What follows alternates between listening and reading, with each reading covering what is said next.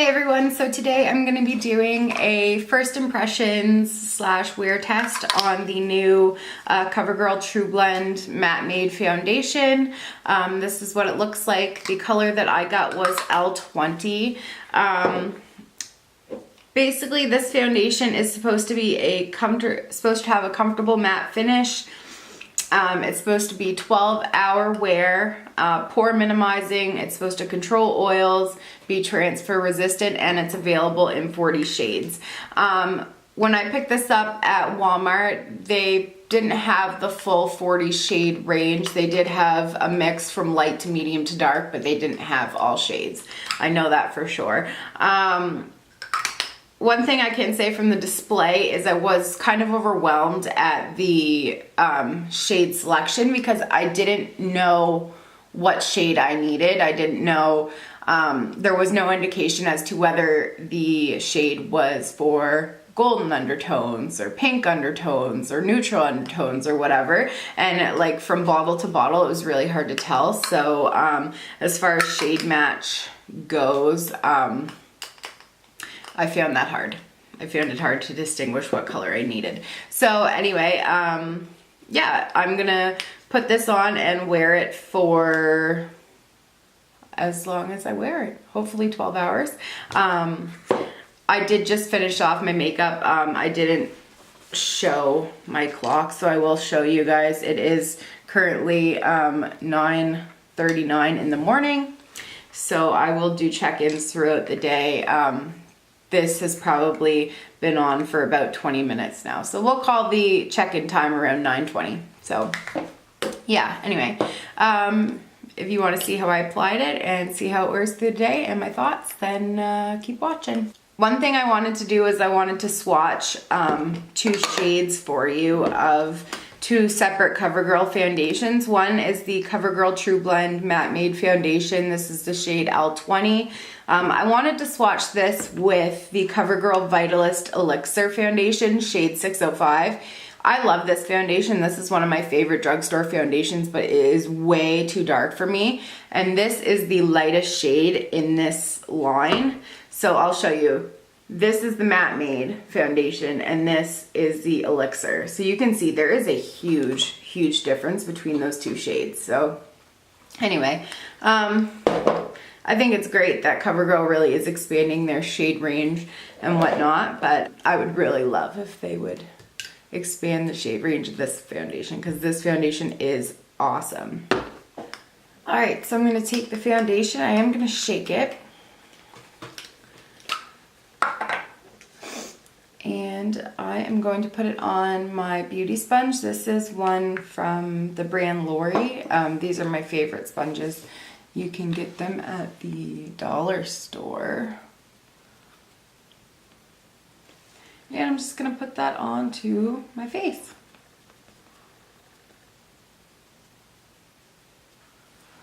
All right, well, I can already tell that the foundation is way too light for me. Also looks a little pink toned.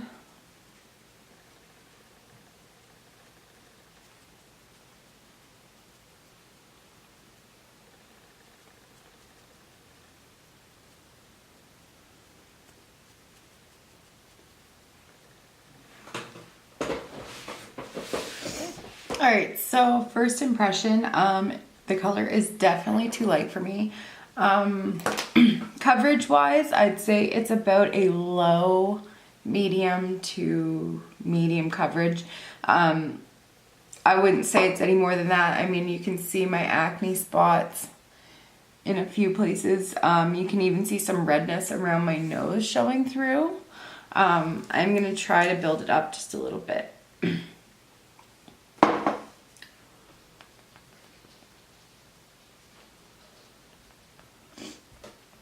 Yeah, I mean, it's not even, it built up a little bit on that acne spot, but it's not even building up any of the redness, like, which you can't, like, right around my nose here, like, generally, like, that doesn't show through on any foundations that I wear, so, yeah, I don't know what's going on there, with that.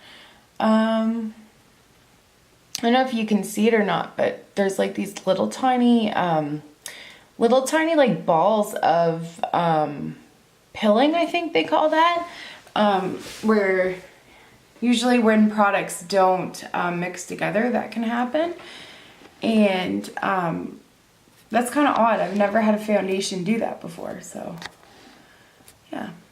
Anyway, it's definitely matte. It's still quite tacky. I am going to set this foundation, just because I set all my foundations. But yeah, so far, interesting. I'm not sure how I feel, so I'm gonna go finish the rest of my face. And yeah, I'll be back. So one thing I noticed, even when I was blending my concealer in, I always use a sponge. And I was blending it in and the foundation was picking up on my cheekbones. And now it's like completely bare and you can see my redness. So, I mean, that, I've never had foundation do that before. I just find that's kind of odd. So I have all of my foundation on. I have all my products on top. So far, first impression, it's very matte. It is, like I said before, probably a light medium to medium coverage. I generally like a little bit higher coverage than this. Those little balls of product, they're kind of, you can still kind of see those. What else could I say? If you can see where my chin, it's kind of textured a little bit there. It's kind of like dry and cakey and bunching up there. I do notice that. Other than that, it's looking pretty good. Just the color has definitely oxidized because before it was nowhere near my shade match, and now it's kind of, it's looking a little bit closer to the color that I need. So yeah. And as far as like undertone, it's definitely more pink toned than what I am. So you can tell that it's not my shade. But anyway, I will keep you guys updated throughout the day on my opinions, and I will see you guys in a little bit. All right, so the foundation's been on for about 4 hours, a little over 4 hours, and the first thing that I noticed when I look in the mirror is that it has definitely oxidized. When I first put this on in the morning, it was a lot lighter than my skin tone, and now it's pretty much matching everything. So that's one thing that it has done. Another thing, around my nose, I had sunglasses on earlier and it completely rubbed off my foundation there. But that that's pretty typical for foundations to do that. Other than that, it stayed pretty matte up on my forehead. My forehead looks really good.